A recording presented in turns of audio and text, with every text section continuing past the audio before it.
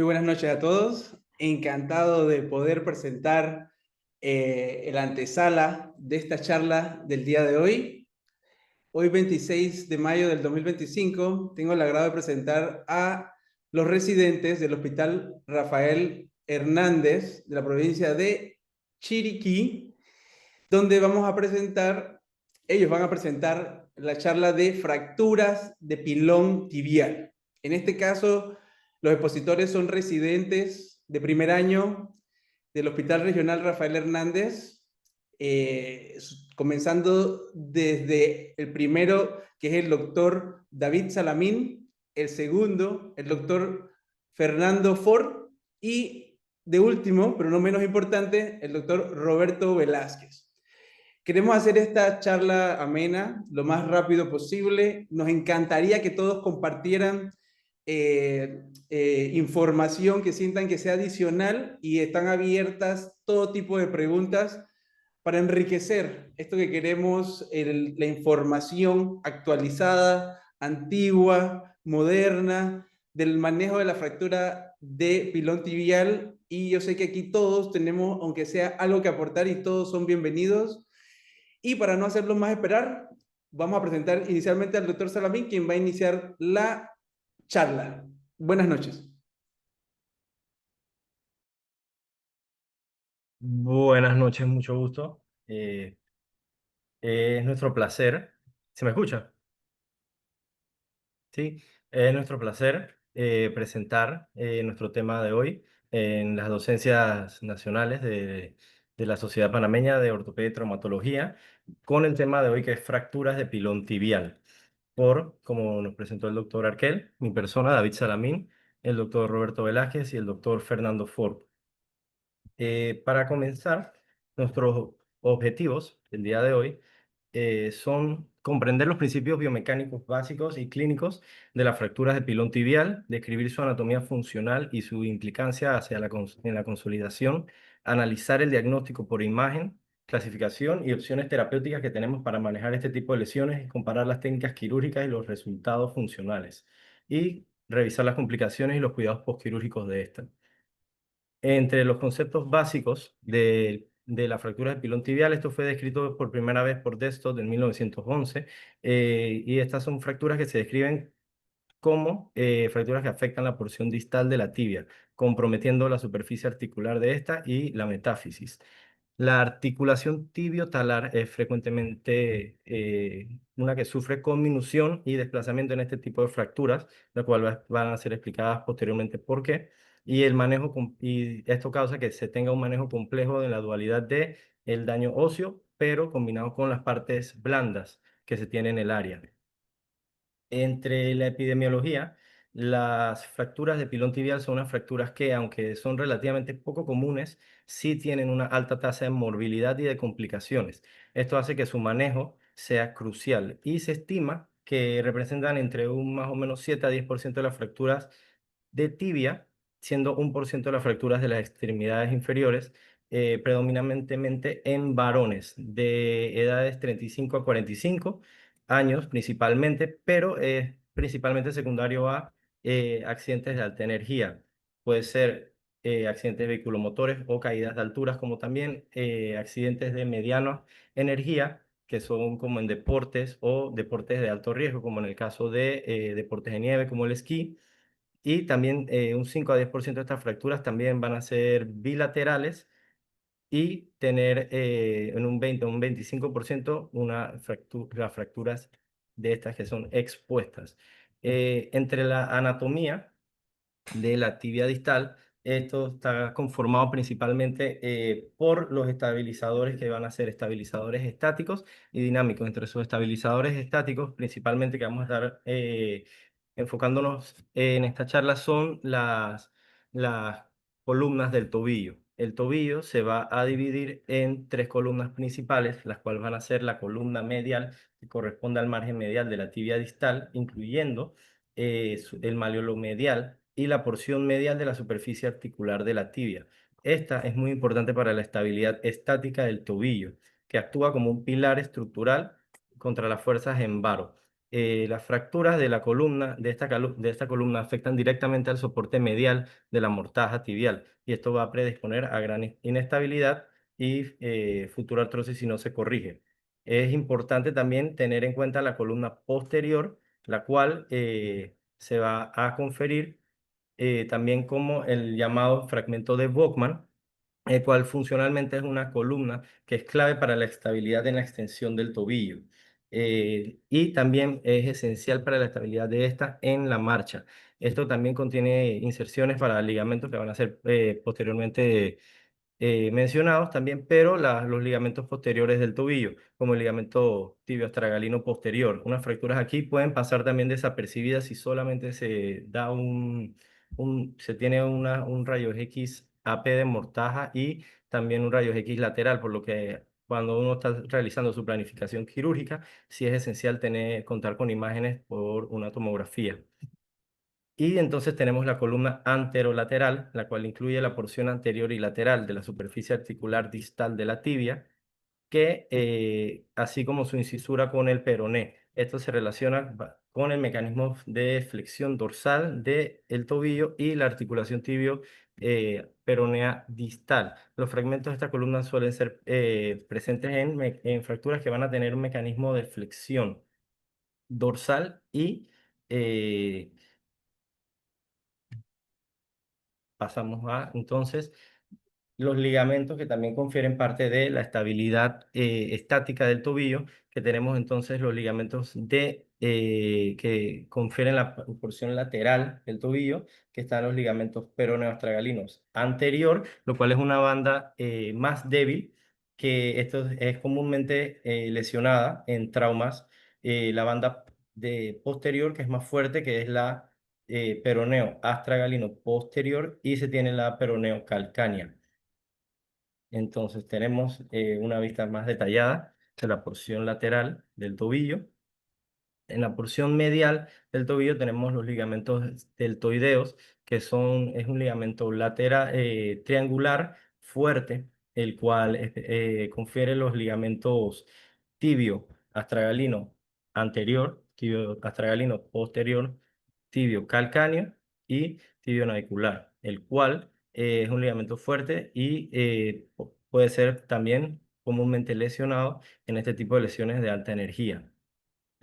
Otra vista, la delimitada, y una visión posterior de los ligamentos donde tenemos el ligamento tibio calcáneo. eh, entonces, la sindesmosis. Cuando hablamos de la sindesmosis, tenemos entonces los ligamentos tibio peroneo eh, anteroinferior y el ligamento tibio peroneo posterior inferior, los cuales también confieren gran porción de la estabilidad del tobillo y pueden ser también muy comúnmente lesionados.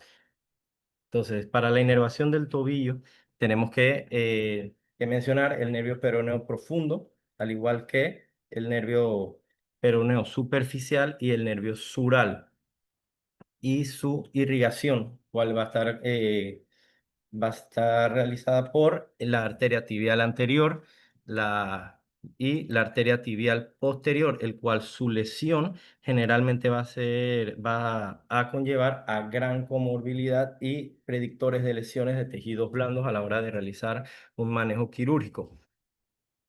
Tenemos entonces también la irrigación que se forma al realizar una anastomosis entre ambos vasos descritos, los cuales van a realizar la arteria maleolar lateral anterior y la arteria maleolar medial anterior. Entonces, el mecanismo de lesión es muy importante a la hora de predecir el tipo de lesión que vamos a tener en una fractura de pilón tibial. Se describe que la posición del pie a la hora del impacto es el mayor predictor que nos describe el tipo de lesión que se va a tener. Entonces, estas fracturas pueden ser por patrones rotacionales, van a ser generalmente relacionados a traumas de menor energía, como en el caso de deportes de esquí o pacientes mayores, predominantemente mujeres arriba de los 50 años, pero a causa de una pobre calidad ósea, en el caso de la osteoporosis, y también se va a tener unas fracturas por sobrecarga axial, las cuales van a ser provocadas por caídas de altura, accidentes vehiculomotores o aplastamientos. Estas son fracturas que conllevan un gran nivel de conminución, frecuentemente en pacientes jóvenes activos, y se tiene hasta en un 85% fracturas asociadas del peroné y conllevan gran importante lesión de partes blandas de esta. Entonces, el mecanismo de trauma en las fracturas está asociado, como mencioné, a traumas de alta energía y puede ser realizado por fuerzas axiales de compresión. Este es el mecanismo más común de impacto, el cual va a causar este tipo de fracturas, la cual confiere una fuerza de compresión, la cual va a provocar generalmente, secundario a un accidente automovilístico o caídas de alta energía, una fractura conminuta del pilón tibial. La energía que se transfiere en la superficie articular del tobillo, entonces es lo que va a producir entonces un patrón un minuto y una pérdida de la congruencia articular. Las fracturas del pilón tibial también pueden ocurrir cuando hay un movimiento, como mencioné, torsional o rotacional, y esto se va a realizar generalmente con una pronación o supinación durante el impacto que se tenga, lo cual va a generar fracturas dependiendo del lado que se tenga el impacto, tanto en su porción lateral o medial de la tibia, así como posibles luxaciones. También en fuerzas directas, cuando se tiene el pie en dorsiflexión, nos va a llevar a fracturas de la columna posterior del tobillo, como se puede describir aquí en la distribución de fuerzas que se puede ver ilustrado. Eh, Entonces, a la evaluación inicial, un 6% de los casos generalmente son politraumatizados, los cuales generalmente uno va a poder ver evidentemente el mecanismo de trauma, y uno tiene que ver también qué posibles lesiones se tienen asociadas y se tiene que realizar en primera instancia un manejo de ATLS, de soporte vital avanzado de trauma, para entonces evitar un posible lesiones asociadas o otro tipo de lesiones que pueda tener el paciente. También se tiene que realizar proyecciones de la tibia y posteriormente la rodilla para evitar que haya lesiones, al igual que la serie de trauma del paciente. Pero en lesiones en pacientes mayores que sean un trauma torsional o lesiones que sean un poco más sutiles, se tiene que tener en cuenta no solo una buena anamnesis, sino que comorbilidades que pueda que tener el paciente, una neuropatía periférica distal, diabetes, historia de tabaquismo, lo cuales todas, especialmente el tabaquismo, que está descrito como un posible predictor de dehiscencia de herida, afectación y infecciones subagregadas posteriormente en el postquirúrgico. Y posteriormente pasamos al diagnóstico.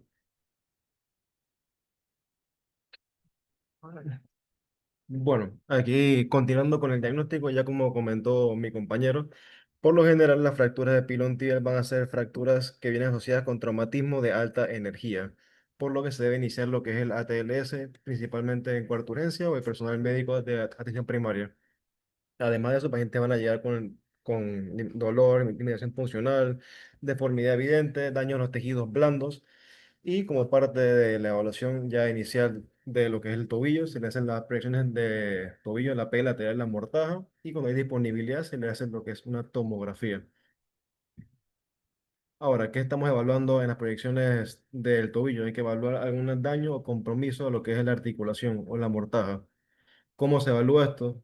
Se va a evaluar con ciertas mediciones que son el ángulo tibial distal lateral, el ángulo tibial distal anterior y lo que es la angulación tibio-estragalina, que nos van a dar si el paciente tiene o no tiene alguna lesión no evidente en lo que es la articulación. Ahora, estas mediciones, la medición normal de esta va a ser entre 83 y 88 en su gran mayoría, y el tiltalar o lo que es el ángulo tibio estragalino va a ser una medición de 2 grados cuando el paciente está sin carga, hasta 5 grados en pacientes con carga o pacientes que tengan una plaga con estrés.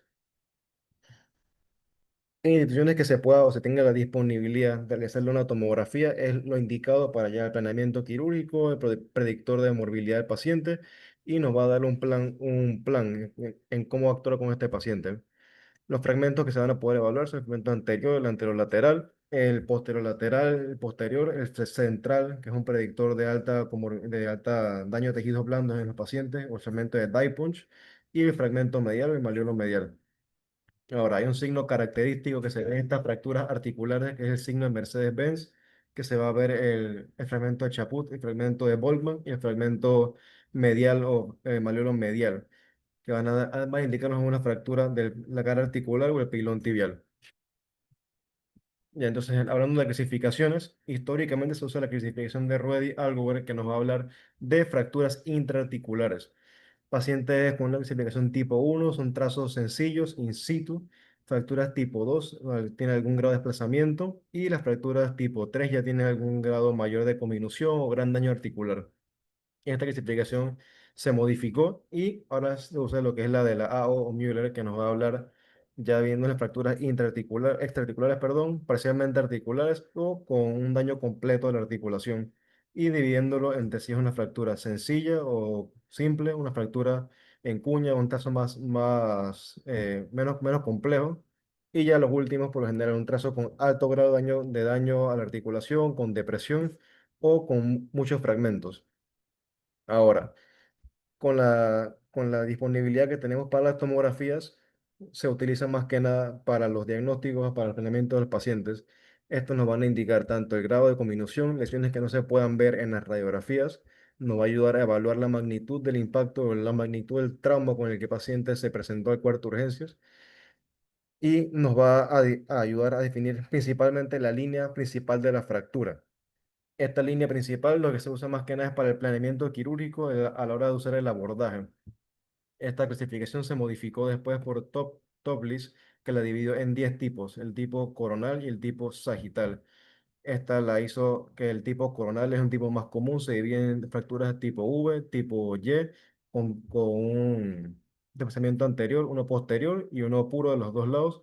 Y las sagitales en tipo T, en la tipo sagital pura, o una V invertida. Estas de acá, lo que descubrieron en investigación es que los tipos sagitales se ven asociadas con un mayor trauma o un trauma de alta energía, pacientes con angulaciones en varo a la hora del momento del trauma y pacientes jóvenes, y las coronales se ven en pacientes con un mecanismo de baja energía, una angulación en valgo, pacientes mayores ya. Ahora, en los últimos años, en el 2017, se cambió esa clasificación y se agregó una nueva distribución agregando allá la de Topliss que va a diferenciarlas en fracturas dependiendo hacia dónde se pasa el trazo. Pacientes con tipo A va a ser tipo 1A, perdón, va a ser trazos simples, tipo 1B van a ser trazos extraarticulares. Ya el tipo 2 arrancan a dividirlo si es un trazo sagital o un trazo frontal o coronal, pacientes trazo sencillo. En el tipo S es un grado con algún trazo posterior, y en el tipo 4 va a ser la fractura de die punch o la de múltiples fragmentos, y ya la última va a ser un alto grado de conminución. Como este estudio lo que pudo averiguar es que pacientes con este tipo de fracturas se correlacionan más al grado de lesión y el grado de recuperación del paciente postoperatorio. Entre más avanzado era la clasificación de la fractura, peor era la recuperación del paciente y más costaba llevarlo de vuelta a un estado normal. Ahora, el manejo inicial de estos pacientes, ya como se ha mencionado, es importante recalcar que todos los pacientes o la gran mayoría de los pacientes que acudan con una fractura de pilón tibial van a tener algún grado de daño a los tejidos blandos u asociado a algún tipo de politrauma. Importante siempre tener presente lo que es el ATLS y el cuidado de los tejidos blandos. Se debe evaluar continuamente en el muscular distal y se recomienda lo que es una reducción de poderse en segunda operaciones, de no poderse llevarlos a hacer en cuarto urgencias, que ayuda a mejorar la vascularidad, mejora el dolor y ayuda con el sufrimiento de los tejidos blandos. En estos pacientes van a tener variaciones asociadas, puede haber un daño de tejidos blandos extenso, como se ve el ejemplo aquí, fracturas expuestas con grado alto de contaminación, pérdida articular de alto grado, traumas abiertos versus cerrados, fragmentos para pacientes con aplastamientos o con diglobis de misma extremidad. Pacientes pueden presentarse con síndromes compartimentales, luxaciones de la articulación, fracturas asociadas como son las fracturas vertebrales, fracturas de ortohuesos largos o fracturas del calcáneo que pueden dificultar lo que es el manejo o tomar una decisión de cómo llevar o cómo manejar a este paciente. Importante siempre de poder llevar al paciente a algún tipo de inmovilización o darle estabilidad, siempre se intenta lograrlo de manera temporal para mejorar los tejidos blandos a la hora de llevarlo a un manejo definitivo. Ahora, las partes blandas son las que importan a la hora de saber qué tipo de lesión tenemos. La clasificación de Sherner, que va a dividirla en 4 grados, el tipo 0, 1, 2 y 3, que van a hablarnos del grado de lesión que el paciente tuvo, los riesgos del paciente que tengan de una complicación como síndrome compartimental, necrosis de la piel, necrosis de los tejidos alrededor, o una complicación quirúrgica de llevarlo un tiempo a una fijación primaria en el primer tiempo. A esta clasificación se le agregó lo que es la clasificación de la AO de daño a los tejidos blandos, que nos va a ayudar con los tejidos blandos, con el daño muscular y si tiene algún daño nervioso. Es una clasificación más específica que entra más en detalle sobre el tipo de daño que tenga el paciente y es mayor predictor para un grado de lesión quirúrgica, alguna complicación en el paciente. Pero a la hora de cuarta urgencia es mejor utilizar la lesión de Sherner, que nos da un poquito más de una idea un poco más rápida del manejo del paciente. Ahora, importante mencionar lo que es el manejo conservador. Se usa en muy pocos casos en estas fracturas, ya que son fracturas intraarticulares. Es una región cerrada que va a dar buenos resultados hasta en un 50% de los pacientes. Pacientes refieren un cierto grado de mejoría, otros refieren dolor crónico hasta desarrollo de artrosis a futuro. Siempre recomiendan que se use de manera inicial una región cerrada y recomiendan lo que es una región preliminar para lo que es la planeación quirúrgica, para llevarlo a un planeamiento. También se puede observar para pacientes que no son candidatos a SOP, pacientes que no deambulan, o pacientes que no están estados para ser llevados a un quirófano por otras comorbilidades o por condiciones por las que la tengan en el cuarto de urgencias. En nuestro medio, acá se utiliza mucho lo que son las tracciones. La tracción transcalcánea se utiliza mucho para lo que es el cuidado de los tejidos blandos, donde no se tiene disponibilidad de un fijador externo, el paciente no se puede llevar a SOP en un primer tiempo o se quiere ganar un poco de tiempo que los tejidos blandos mejoren. Esta se va a colocar en una zona de seguridad que son 2 centímetros posteriores y distal a lo que es la punta del malleolo medial y nos sirven para ganar un poco de tiempo, como mencioné, para llevar al paciente y hacer un planeamiento adecuado.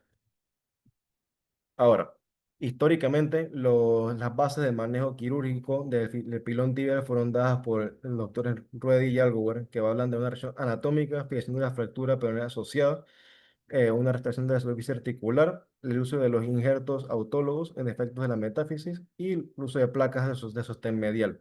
Ahora, se ha visto que muchos pacientes en los cuales se aplican únicamente estos 4 principios, hasta en un 40% llevan a complicaciones o algún tipo de dehiscencia de la herida o infecciones o fallo del material. Se agregaron ya después lo que son el manejo, principios de manejo definitivo, que son reducir y estabilizar la articulación, restaurar la lesión con la diáfisis, manejar la pérdida del tejido óseo, ya sea con algún injerto, con algún autólogo o el manejo de los tejidos blandos. Y lo que es muy importante que se ha agregado últimamente es movilizar tempranamente al paciente, recuperar la funcionalidad y darle al paciente chance o darle algún intento de poder recuperar más rápido lo que es su vida normal.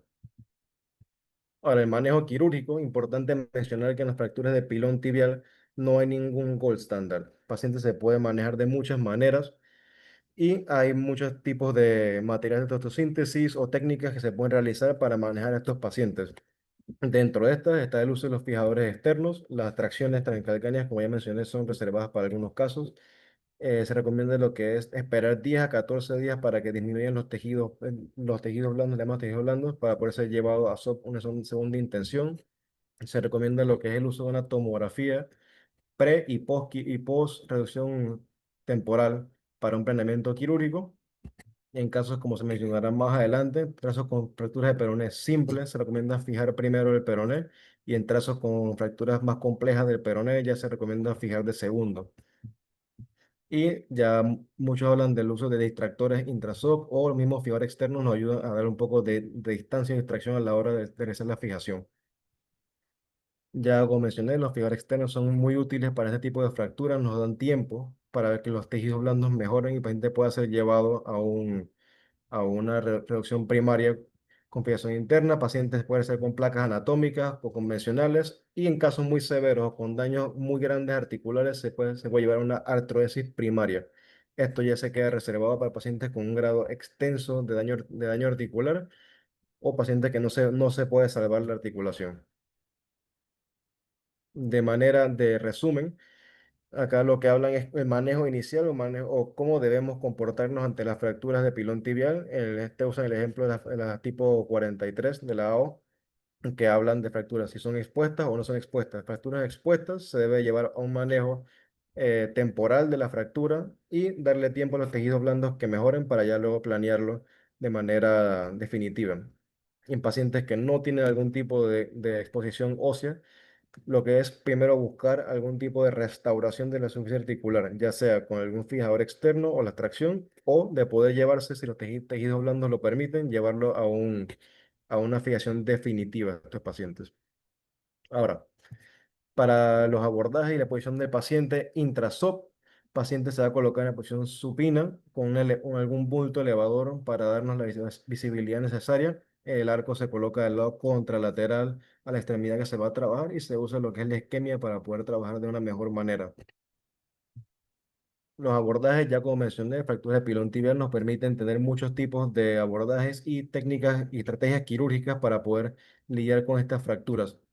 Se puede utilizar tanto el abordaje anteromedial, posterolateral, anterior puro o un anterior lateral, una mezcla de estos, mientras se mantenga una distancia de aproximadamente 2 centímetros entre los abordajes que se vayan a utilizar para evitar riesgo de necrosis en la piel. Ya de manera, en imágenes pacientes con los abordajes, los más comunes, ya como mencioné, son el anteromedial, el anterolateral, el lateral, el posterolateral y el posteromedial.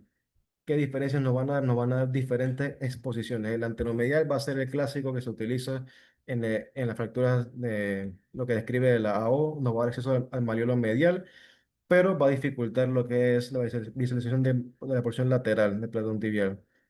El anterolateral va a ser fácil para acceder al lado lateral y anterior, pero hay que cuidar estas estructuras, el peroneo superficial. El lateral puro va a darnos un buen acceso a lo que es el peroné, pero nos limita lo que es la visión sobre el pilón. El posterolateral nos permite acceder a alguna articulación en el compartimento posterior, como el aquilio, y fijar lo que es alguna fractura del malleolo posterior. Ya como mencioné, hay que respetar lo que es la separación entre estas incisiones a la hora de hacer nuestro planeamiento quirúrgico, evitar cualquier tipo de necrosis del tejido y evitar cualquier tipo de dehiscencia de la herida.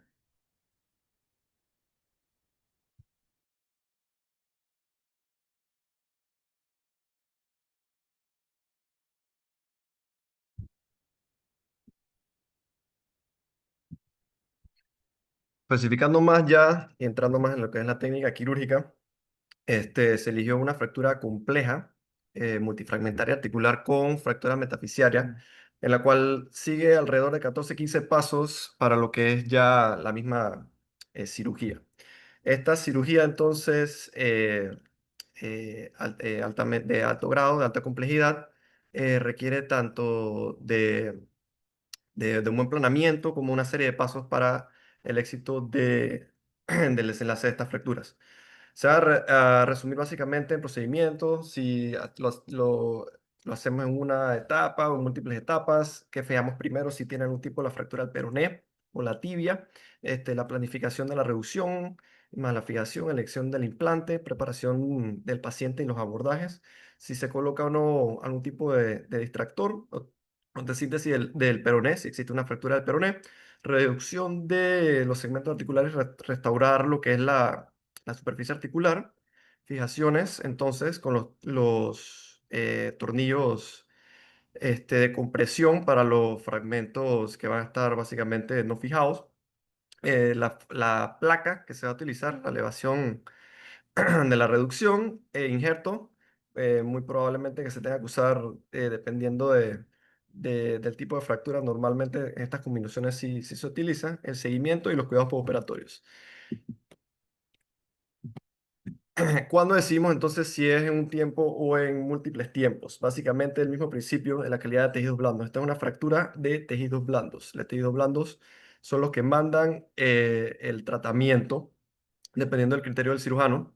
Estas en el criterio de la fijación única o múltiple, entonces vamos a verla con las fracturas desplazadas con lesión cerrada mínima de tejidos blandos o marcadamente desplazadas con fracturas con lesión cerrada moderada severas de tejidos blandos, en la cual también podemos estar incluyendo las fracturas de expuestas. Vamos a usar la clasificación de Scherne ya previamente mencionada. Entonces, en el Scherne tipo en grado 0 o 1, entonces preferiblemente se va a utilizar un único tiempo para una fijación. Este, si existe el peroné, el fractura del peroné, entonces se tiene que fijar el 100% de las veces, manteniendo siempre una reconstrucción de la superficie articular de la tibia. Dependiendo entonces de la cominución y del stock óseo, se utilizará entonces autologos epomosos. En el Chernet tipo 2 o 3, entonces ya estamos hablando de utilizar en 2 tiempos la resolución de este tipo de fracturas.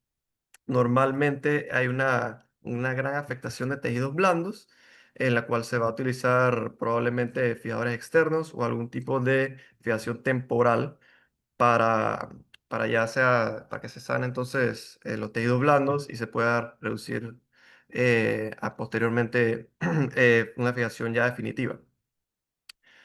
En las fracturas expuestas, si es considerado un Cherne 3, es grave. El manejo inicial siempre tiene que ser desbridamiento y herida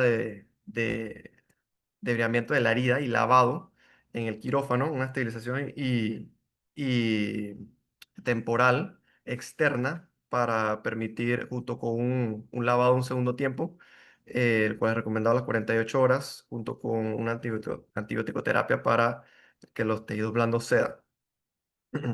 Pasamos entonces a la secuencia de estabilización ósea. La secuencia básicamente va a depender del peroné, si del trazo del peroné. Si el peroné presenta una fractura simple, entonces se fija de primero mediante una RAFI, porque permite una reducción indirecta de los fragmentos anterolaterales y posterolaterales de la meseta tibial. En las fracturas conminutas del peroné, entonces está descrito que se debe realizar primero una eh, fijación o una eh, restauración de la superficie articular primero y de la tibia, posterior a un puenteado del peroné. En la planificación, entonces, preoperatoria, se requiere de una buena planificación para un buen desenlace. Básicamente, obtener unas buenas radiografías en proyección AP y lateral, tanto del lado lesionado como no lesionado, y realizar una tomografía computerizada simple de, del pilón más una reconstrucción 3D. Hay que identificar muy bien dentro de todos los fragmentos sueltos en la tomografía, dibujar los fragmentos reducidos sobre el trazado del lado normal, considerar técnicas de reducción, elegir e ilustrar los implantes de fijación, elegir el abordaje quirúrgico que se va a utilizar y preparar una lista de pasos operatorios. En la elección del implante, entonces, en caso resumido, quisiera enfatizar más en 3 tipos de placas. Tenemos la LCP, anterolateral distal de la tibia, la placa medial de la tibia y la placa en T bloqueada. La misma LCP anterolateral es una fijación angular estable, es bloqueada, los tornillos bloquean con la placa, formando un constructo angular estable, ideal en huesos osteoporóticos con múltiples fragmentos. Tiene una anatomía precontorneada. Tiene una forma anatómica en la cual se adapta al contorno anterolateral de la tibia, está reduciendo la necesidad de moldeado intraoperatorio. Tiene una buena preservación de las partes blandas y tiene una distribución tridimensional de los tornillos. Los orificios en múltiples planos permiten capturar los fragmentos articulares desde distintas direcciones. En lo que sería entonces la placa medial distal de la tibia, tenemos otra fijación angular estable, los tornillos bloqueados que forman una unidad rígida con la placa, evitando el colapso de un hueso que está débil. Tiene un diseño anatómico precontorneado para adaptarse a la forma medial de la tibia distal, minimizando la necesidad de moldear. Eso, este, mm, en la cual también se puede utilizar como una MIPO. Entonces, los criterios de reducción tenemos tres básicamente principales: la superficie articular, la alineación axial, la longitud del peroné y el ancho de la sindesmosis. En la superficie articular debe tener un escalón intraarticular menos de 1 milímetro, una separación intraarticular menor de 2 milímetros, y la línea articulares tibiotalares deben estar paralelas en las vistas AP y lateral. Se debe ver toda la superficie articular sin ningún tipo de escalón. En la alineación axial, entonces, permite tener una angulación en varo o algo menor de 5 grados. Una malrotación mayor de 5 o 10 grados puede inferir significantemente con ciertas actividades. Puede causar dolores crónicos, el cual puede afectar entonces la calidad de vida del paciente posteriormente. Es difícil ver las rotaciones intraoperatorio con el arco en C. Sin embargo, siempre uno debe estar preparado, tomándole también proyecciones a la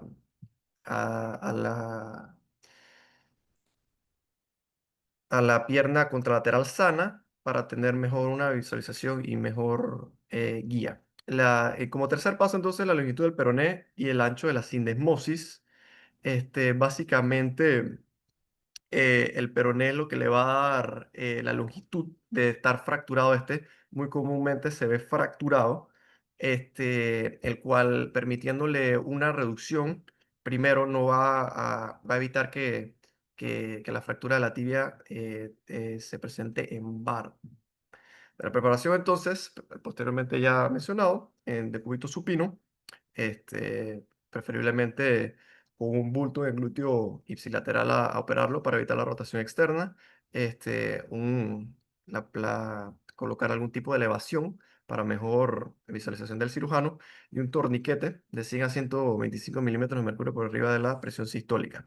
Se utilizará entonces algunos de los abordajes ya mencionados, principalmente en este caso un abordaje anteromedial, el cual también se puede estar utilizando una colocación de un distractor, porque el distractor nos va a dar longitud y es útil para reducir las mismas fracturas comminutas de este tipo. Se debe cerciorar que, que los chans se coloquen en zonas seguras, y lo que permite entonces una mejor visualización y proporciona más estabilidad de control al, al hacer la reducción misma. Entonces, las zonas seguras del distractor, básicamente en la zona diaficiaria de la tibia anteromedial, tenemos unos 90 grados en donde podemos colocar esos pernos de Chance. Básicamente anterior, 90 grados hacia medial. Toda esa zona segura. Normalmente se coloca a 45 grados, porque es la parte más plana y más sencilla de colocar de la tibia. Entonces, en la zona anterior, básicamente, nada más tenemos que tener cuidado con las arterias y venas tibiales anteriores, realizando pequeñas incisiones, disecando bien para no tener ningún tipo de desliz con este paquete. Y entonces, en su parte distal, entonces se colocará en la zona segura del calcáneo 2 centímetros inferior y posterior, en la parte medial, en la zona segura, donde esquivando el paquete neurovascular detrás del malleolo medial, la arteria tibial posterior, nervios plantares mediales y laterales y nervio calcáneo medial, completamente segura en la zona. Después de colocar entonces el distractor, podemos pensar en fijar el peroné, de inferir que el peroné tiene una fractura de trazo simple. De estar con un trazo con minuto, entonces primero iríamos con la tibia.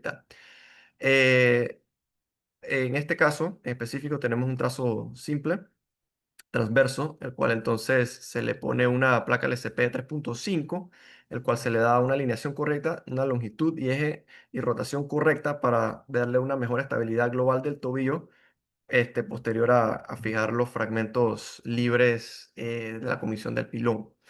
Lo primero, ya posteriormente realizado la fijación del peroné, entonces vamos a hacer una exposición y limpieza de la zona de la fractura. Se realiza el abordaje, disecando entonces lo que es la fase superficial y la profunda, ya llegando a lo que son los fragmentos óseos.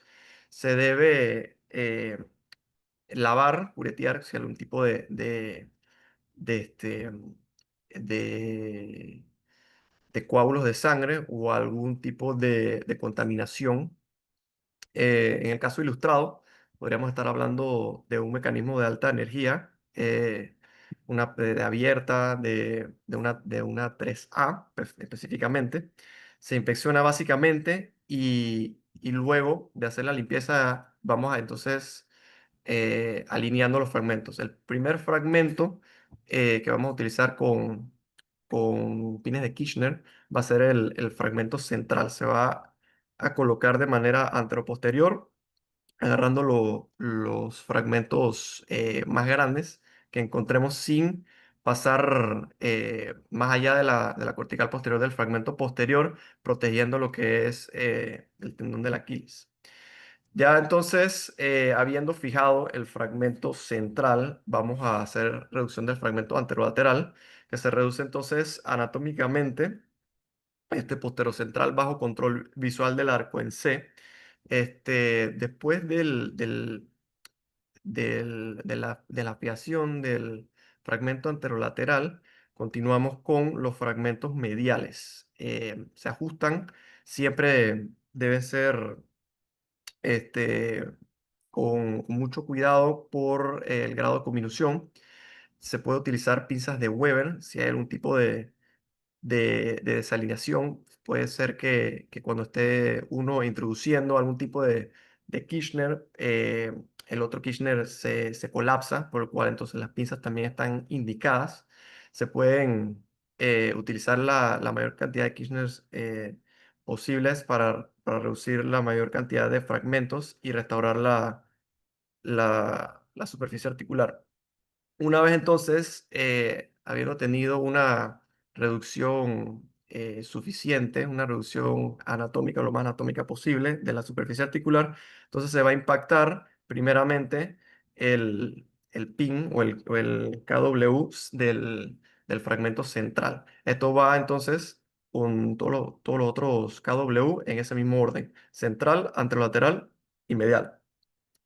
Una vez entonces colocados los KW, se entierran y se van entonces al siguiente paso, que sería el bloque articular, usando algunos tornillos de compresión. Unos insertados pueden hacerse anterolaterales, posteromediales. En este caso ilustrado específicamente se usaron tornillos de 3.5. Sin embargo, no es raro usar otros tornillos más pequeños de distintos tamaños, como de 2.7, 2.4, inclusive hasta 2.0, el que se necesite para conseguir la reducción. Luego entonces pasamos a la inserción de la placa. La placa se inserta de manera epiperestal en la cara anteromedial de la tibia distal. Después de crear un túnel subcutáneo, si hay que hacer un tipo de peristeciación, se realiza. Probablemente en estos casos no se requiera. Los clavos entonces se acortan y conseguimos entonces un desliz de la placa, utilizando las fijaciones definitivas en bloque articular con los tornillos bloqueados, los más posteriores, sin llegar a la articulación. Se colocan entonces dos tornillos bloqueados, tipo puente, lo más cercano posible a la superficie articular, y el resto entonces se pone intraarticular, bloqueados también. Luego de conseguir ya el adosamiento de la misma placa, se continuará entonces a poner los diferentes tornillos corticales proximales. Evaluación entonces de la reducción. En este caso específico, normalmente si existe un defecto óseo importante, se verifica entonces la reducción de articulación, podemos tener una fijación suficiente sin stock óseo, el cual se ha demostrado que se puede hacer en un segundo tiempo. Lo más importante sería la restauración de la superficie articular y la fijación de los fragmentos teniendo una fijación aceptable, teniendo un sostén aceptable. En el caso ilustrado, entonces, el espacio muerto no fue rellenado inicialmente. Como alternativa, entonces, se puede usar bloques de esferas para rellenar temporalmente el defecto. El injerto óseo, después de las 6 semanas de ver si tenemos algún tipo de defecto en el stock, después de que los tejidos blandos hayan sanado, se puede, eh, se puede colocar entonces como indicación para rellenar todo el defecto que tuvo. De ahí entonces, observando también las consolidaciones de las fijaciones previas.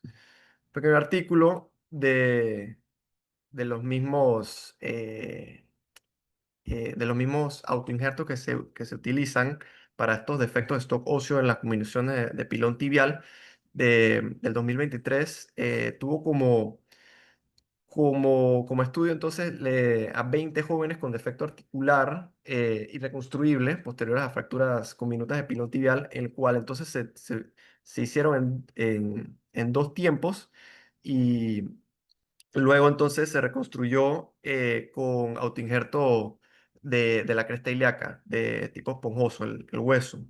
La verdad que se vio mejoras significativas en el dolor, promedio de un VAS de 6.3 a 1.7 y una calidad de vida. Todos los injertos se integraron adecuadamente sin proyección de la artrosis. Seguimiento radiográfico, entonces, a los 3 meses después del injerto óseo, si todo está bien, entonces iniciamos la carga total del peso. Los cuidados pooperatorios tras colocación de la placa básicamente van a ser elevación de la pierna, fisioterapia temprana, pues se recomienda durante los primeros 2 a 5 días posteriores a la cirugía la elevación de la pierna.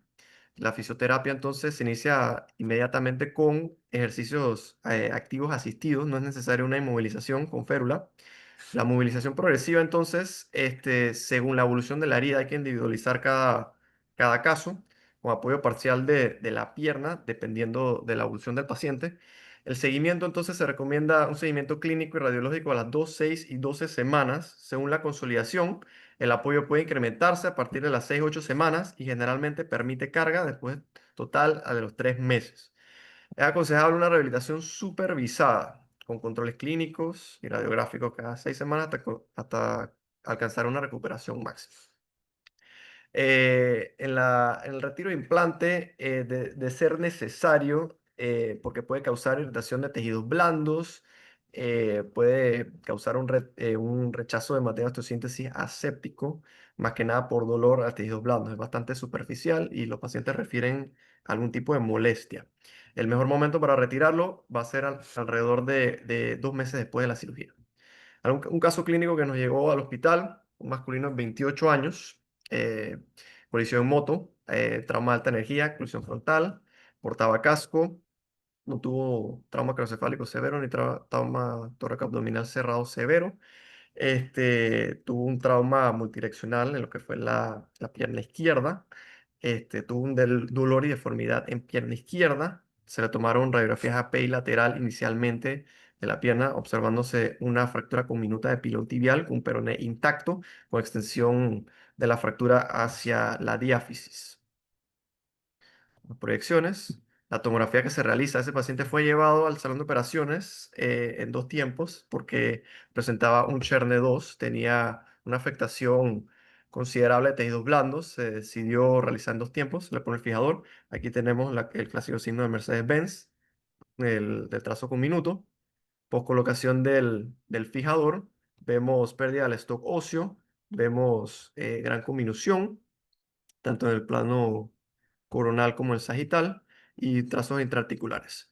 Fue llevado a zona de operaciones para una reducción abierta, masticación interna, con varios, colocación de varios KW para restaurar la superficie articular, se impactaron todos los KW, la verdad que estaba bastante con minuta, el cartílago estaba bastante sufrido, se realizó un abordaje anterior, se realizó una placa anterolateral larga, bloqueada, y una placa medial. Posterior a eso, tuvo buena evolución de tejidos blandos. El paciente actualmente está en seguimiento en la consulta externa con buena evolución. Las complicaciones más comunes que tenemos de las fracturas del pilón tibial, según los Current Concepts del 2021, Carbonell y Escobar en el 2017, básicamente describieron que tenían osteoartritis postraumáticas y rechazo del mismo material, ya sea por una pseudoartrosis o porque le molestaba al paciente la misma fijación. Recalco en dos estudios diferentes que la osteoartritis postraumática fue la más vista. Este es un caso de uno de ellos. El paciente presentó irritación y también un poco de artrosis, el cual entonces se retiró. Entonces, uno de estos artículos que si lo hacemos en un tiempo, en dos tiempos.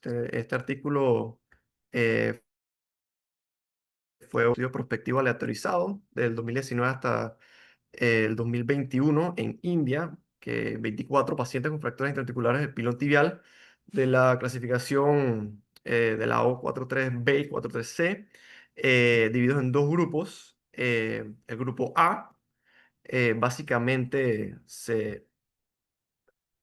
el grupo A se hizo en una sola intervención y el grupo B se hizo en dos intervenciones, básicamente viendo en cuenta que esto no era una lesión de tejidos blandos extensos, era un Shearness 0 o 1. Básicamente se observó que una única intervención cuando es posible, dependiendo de los tejidos blandos, da una mejor recuperación y menos dolor con cirugía en una etapa. La estancia hospitalaria mejoró y mejoró la tasa de infección. Otro artículo acerca de si hacer uno o dos tiempos dependiendo de los tejidos blandos, recalcando Shearness 0 o 1. También se concluyó que, que la fijación primaria de una sola etapa también tiene tendencia favorable significativa a una menor infección y una menor tasa de dolor del paciente. Dentro de las conclusiones, entonces, tenemos que las fracturas de pilón tibial requieren enfoque individualizado y en equipo. Una evaluación precoz de las partes blandas es crítica para el buen resultado. Esta es una fractura de tejidos blandos, básicamente, depende de todos los tejidos blandos. El manejo de etapas ha demostrado disminuir complicaciones, sin embargo, de poderse realizar en un tiempo, está bastante estudiado que se debe realizar en un tiempo. La restauración de la anatomía del platón tibial mejora la función a largo plazo, que es la principal, es lo principal que se debe hacer en la cirugía. Y el artículo de Rudy Allower sigue siendo el pilar, a pesar de todos estos años, se publicó por primera vez en 1968, sin embargo sigue siendo el pilar para la comprensión de estas lesiones, complementando entonces por los avances y nuevos artículos. La bibliografía.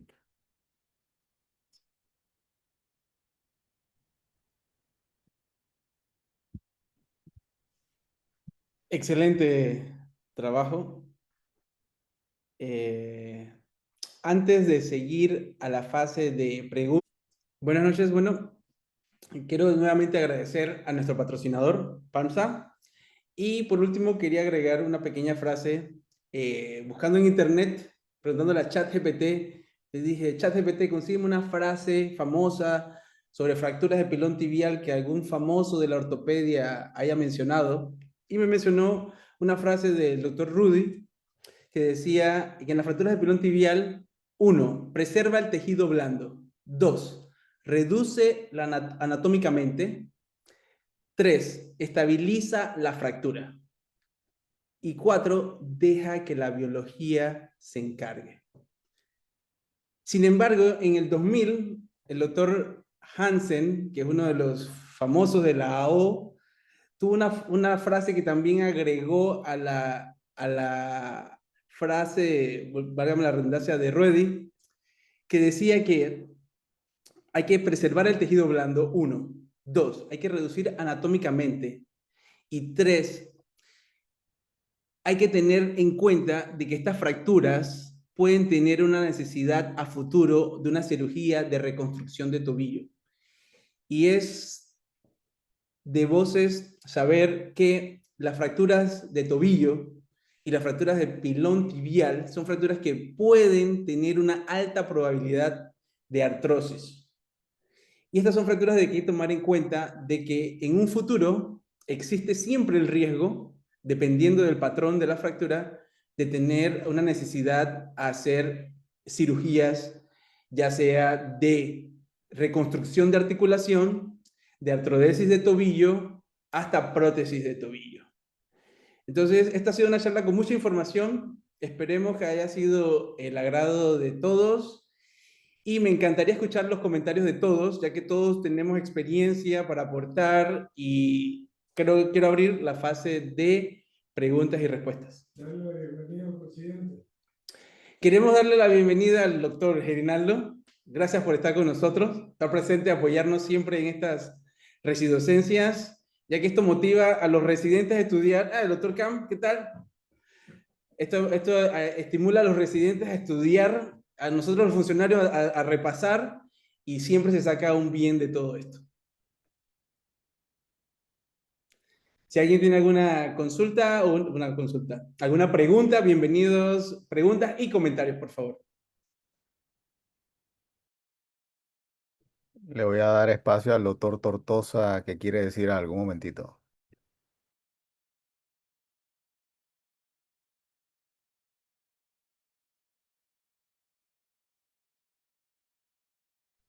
Adelante, adelante, Eric. Muy buenas noches, saludos a todos. ¿Se me oye?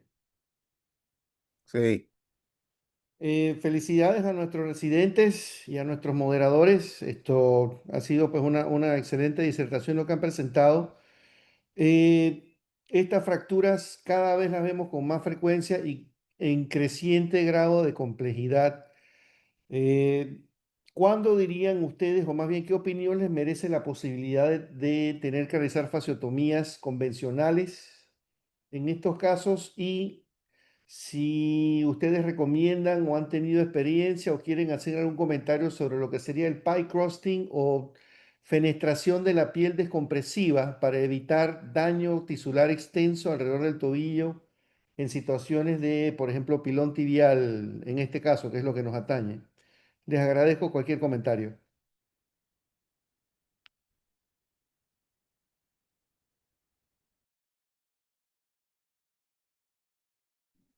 Perdón, Eric, ¿podrías reformular la pregunta?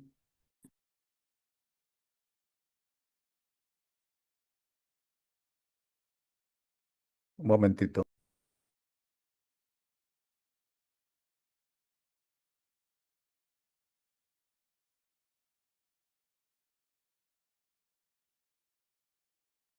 Adelante, Eric.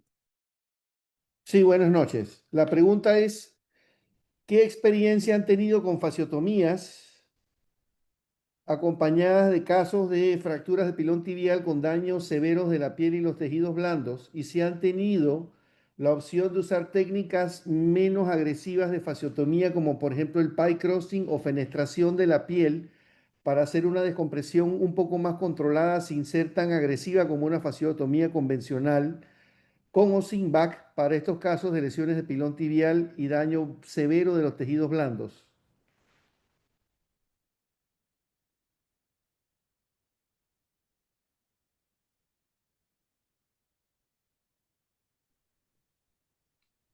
Eric, y a todos los asistentes al webinar, me sumo a las palabras de que realmente fue muy bien presentado y felicito otra vez al presidente y a su junta directiva por el esfuerzo que están haciendo para mantener estas cosas activas a nivel nacional.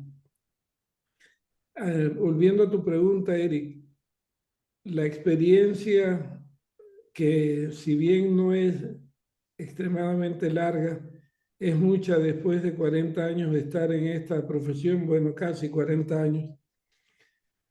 La recomendación que yo le puedo hacer a todos es que nunca suturen el plano profundo en estas heridas, siempre sencillamente váyanse a la piel. Yo creo que si uno maneja los tejidos adecuadamente y deja sus heridas solamente suturadas a nivel de piel y celular subcutáneo, la necesidad de una fasciotomía amplia no creo que haga una gran diferencia en el resultado final. Es lo que quería agregar.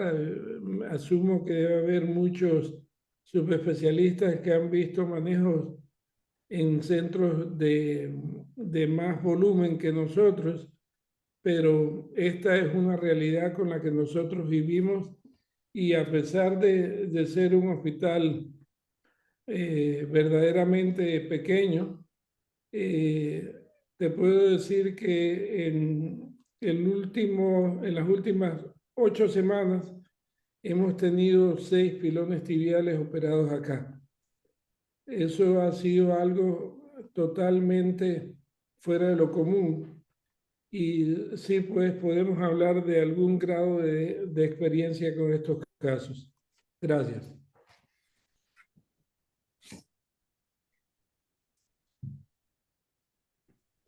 ¿Alguien más quisiera dar alguna opinión sobre esa pregunta? Bueno, vamos a comenzar con las preguntas que han puesto aquí en el chat. La primera pregunta que tenemos aquí es, ¿usted tiene fotos in situ de sus pacientes? Quiero entender que la pregunta es sobre si tenemos imágenes de las fracturas estables, que son prácticamente con un desplazamiento mínimo. Y sí tenemos imágenes, no se han presentado en este webinar, sin embargo sí hay imágenes y si quiere se las podemos compartir. Si me manda su correo por el WhatsApp de la Spot, con mucho gusto le podemos mandar algunas imágenes en lo que podemos ayudar. Segunda pregunta que tengo aquí me dice, la fijación de la fractura de pilón tibial en agudo es lo ideal, pero al ser una zona con pocos tejidos blandos, el edema puede ser una limitación para el manejo definitivo inmediato, por lo cual la fijación externa inicial es una buena alternativa. De considerar la fijación externa, ¿qué configuración de tejido recomendarías y en cuánto tiempo aproximado el manejo definitivo del paciente? Bueno, para resumir esta pregunta, se basa en que si tenemos alguna lesión de tejido blando, es muy bueno utilizar algún fijador externo. Y entre fijadores externos no hay ninguna ventaja entre si es monopolar, bipolar, híbrido, dependiendo de la situación. Creo que existe la importancia en el cuidado de los tejidos blandos. Creo que esa va a ser la clave en saber si podemos manejar un pilón tibial de primeras o debemos utilizar alternativas y manejarlo en un segundo tiempo.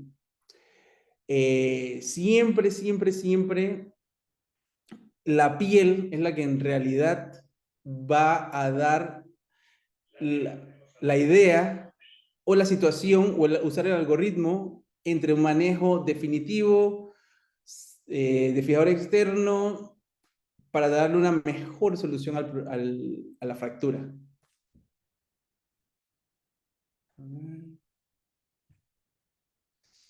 No sé si alguien tiene alguna otra pregunta o alguien quiere complementar en lo que dijimos sobre el manejo del pilón en agudo, cuando hay edema y no se puede usar un manejo definitivo inmediato. Creo que hay otra preguntita ahí sobre el énfasis del uso del distractor, fijador externo.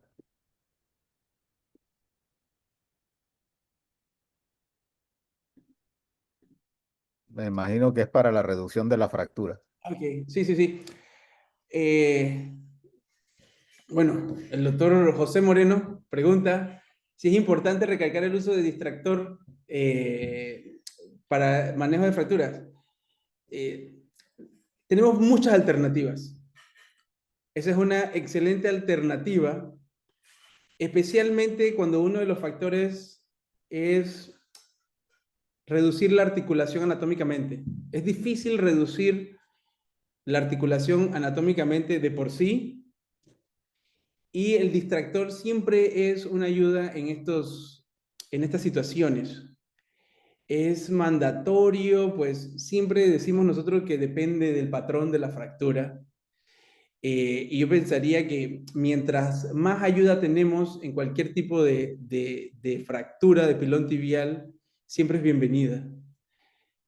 Muchas fracturas necesitan algún tipo de dispositivo de distractor, está descrito por varios especialistas que han escrito artículos, y pensaría que si la tenemos a mano y la necesitamos, pues fenomenal. Su indicación, pues, está en la necesidad de fijar correctamente la articulación. Ahora, me gustaría escuchar la opinión de otros colegas.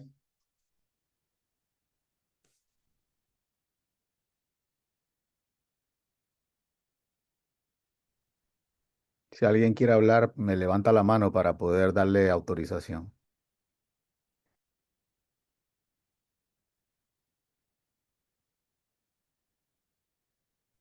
Hay otra preguntita ahí en el panel de preguntas y respuestas, Arkel. Ok. Vamos a leer la última pregunta que tenemos aquí, es considerar el uso de corticoides IV pre y post-op como medidas para mejorar edema, o solo utilizar pre y solo post o nunca por el riesgo de infección. En resumen, la pregunta basa en uso de corticoides antes o después de una cirugía de pilón tibial. Creo que todos tienen algún concepto del uso de corticoides. Muchos lo utilizan, otros no. Las personas que lo utilizan tienen muy buena referencia. Otras personas que no lo utilizan, habrá que consultar cómo le ha ido en su evolución, pero es una pregunta interesante. Yo inicialmente la utilizaba. Si es un paciente que no tenía ningún tipo de riesgo del uso de corticoides, lo utilizaba, y más lo utilizábamos porque anestesia recomendaba el uso de corticoides bajo algún tipo de bloqueo que ahorita no recuerdo, y lo utilizábamos y teníamos una respuesta, pues no era negativa, no podría decir que era positiva, pero nunca tuvimos una complicación de infección por el uso de corticoides. No tengo un número específico, sin embargo, yo creo que en muchos lugares lo utilizan como una ayuda complementaria, y el riesgo de complicaciones por esteroides es una muy buena pregunta. Me gustaría investigar más sobre el tema. No lo tengo, pero lo hemos utilizado y hemos tenido la suerte de no tener algún tipo de complicación. En mi experiencia, me gustaría saber otras personas si tienen algún tipo de experiencia con el uso de corticoides antes y post. Por lo general, en mi experiencia, lo utilizamos post. Justamente en el postoperatorio inmediato, se le utiliza una dosis de 8 miligramos de dexametasona para ayudar a la disminución del edema y para la anestesia regional. Pero no tengo un conocimiento preciso de eso.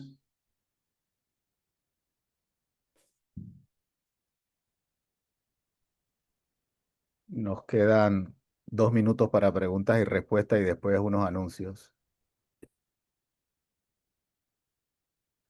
Aquí hay una pregunta de un colega que nos dice: comentarios sobre el uso de fijadores externos circulares tipo Ilizarov para el manejo de estos casos. No es lo usual en nuestro medio, sin embargo, ya desde hace unos 2 años he ido ingresando al país el fijador híbrido, el de Orthofix y el de Vitalmec. Bueno, en la actualidad, el uso de fijadores externos como manejo definitivo, he escuchado y he leído que es el híbrido.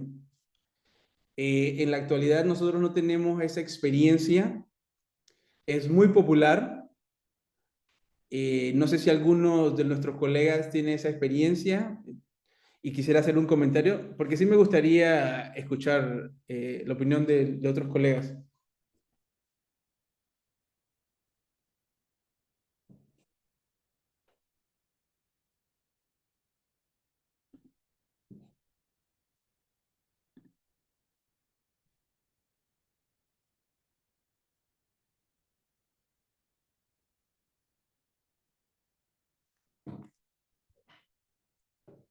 Alguien en el chat preguntó o quiso solicitar alguna información sobre el uso de la terapia del BAC en el caso de este tipo de fracturas. ¿Qué experiencia han tenido para poder comentarlo?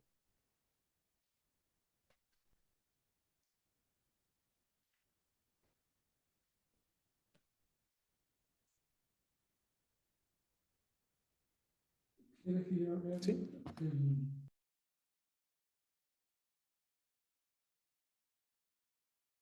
Y el, El doctor Barría quiere hacer un comentario sobre el uso del fiador externo híbrido. Los que han tenido algún tipo de experiencia o los que hemos tenido algún tipo de experiencia con el fijador tipo Ilízaros, que es realmente la base del fijador híbrido, podemos dar fe que es extremadamente bueno para el manejo de los cuidados, para el manejo de los tejidos blandos, pero es sumamente complejo para armar en casos de urgencia. Eso es una cosa que se los puede decir todos los que han tenido la oportunidad de manejar fijadores de tipo circular. Conocer los corredores seguros para la colocación de las agujas de Kirchner y hacer la tensión adecuada de estas agujas no es sencillo, y yo dificulto que nuestros hospitales tengan la capacidad para hacer el manejo de estos fijadores en una urgencia. Uno tiene que apegarse a lo que conoce bien, y los fijadores externos convencionales, tubulares o de cualquier otro tipo, y como mencionó el doctor Arquel en el inicio de la charla, cualquiera de ellos bien utilizados te da lo que tú necesitas para el manejo inicial de estas fracturas y dar el tiempo para que esto desinflame. Yo dudo mucho que el volumen que nosotros tenemos se dé para que manejemos de manera permanente con un fijador híbrido o de cualquier otro tipo una de estas fracturas. No, no es algo que nosotros tenemos como una regla aquí, y es difícil el manejo a largo plazo de estos pacientes. Gracias.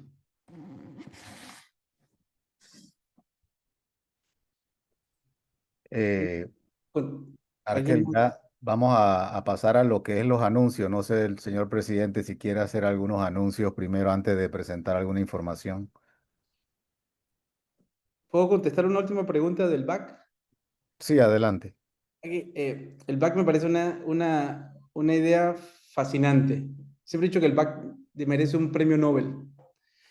El uso de BAC ha tenido excelente resultados en el apoyo de fracturas expuestas, heridas complicadas, heridas que no cierran inicialmente, y como dije inicialmente, cualquier ayuda que tengamos nosotros en este tipo de fractura siempre es bienvenida, y la mayoría de fijadores externos, distractores, BAC, son herramientas útiles y necesarias muchas veces para un buen resultado en este tipo de fracturas tan complicadas y con un mal pronóstico. Eh, Era lo que quería comentar sobre esa pregunta del back que alguien puso allí. El doctor Barbosa quiere decir algunas palabritas cortas ahí. Sí, buenas noches. ¿Se escucha? Sí. Sí, Adelante. bueno, sí, primero que todo felicitar a los exponentes, muy buena presentación, los muchachos, felicidades a los tutores. Solamente como comentario, realmente el uso del corticoide, hay mucha evidencia contradictoria el uso en trauma craneoencefálico. Ya si en trauma craneoencefálico hay algo de contradicción, en el uso del politrauma creo que un poco más todavía. Hay mucha gente que todavía no se atreve, realmente no sé si es que no hay muchos estudios, no he leído mucho al respecto sobre eso, pero lo cierto es que eh, hablando del tema del back, sabemos que cuando no podemos hacer la fijación definitiva en la primera ventana, por los tejidos blandos y tenemos que esperar esa segunda ventana, a veces nos puede pasar 2 semanas, 3 semanas y ya entonces la reducción ya no va a ser tan exitosa como hubiese uno querido en la primera ventana. Entonces, uno tiene que jugárselas a veces en el tiempo y lo que me ha servido a mí a veces es utilizar el back, pero de manera incisional. Se hacen los abordajes quirúrgicos y se coloca entonces el back incisional o a veces también el prevena. Eso me ha ayudado bastante. Gracias.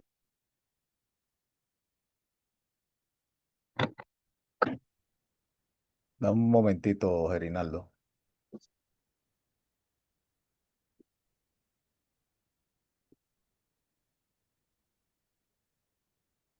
Adelante, Gerinaldo.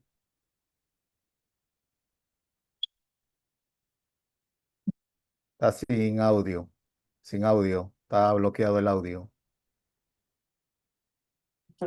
Sí, sí, es que como estoy con el celular, Ricky, por eso es que estaba aquí. Bueno, primero que todo, felicitar a los encargados de este webinar de las tierras altas chiricanas, Arquel como coordinador del hospital, a los residentes y al coordinador por parte de Junta Directiva, el doctor Jaco Barría. Estamos contentos con esto, los webinares, y estamos viendo cómo se envuelven bien los residentes, que es la idea, y que revisemos estos temas, algunos que no vemos. Yo hace mucho tiempo no veo un piloto tibial hasta hoy. Entonces, saludarlos a todos y bueno, y que sigan apoyando las actividades docentes, que ahora Ricardo les mencionará algunas cosas que tenemos, ya lo de Chiriquí, las otras cosas de AO, de APAR, que sigan apoyando y particularmente el Congreso en octubre, ¿no? Y los demás clubes de revista y los demás webinars que hacen falta.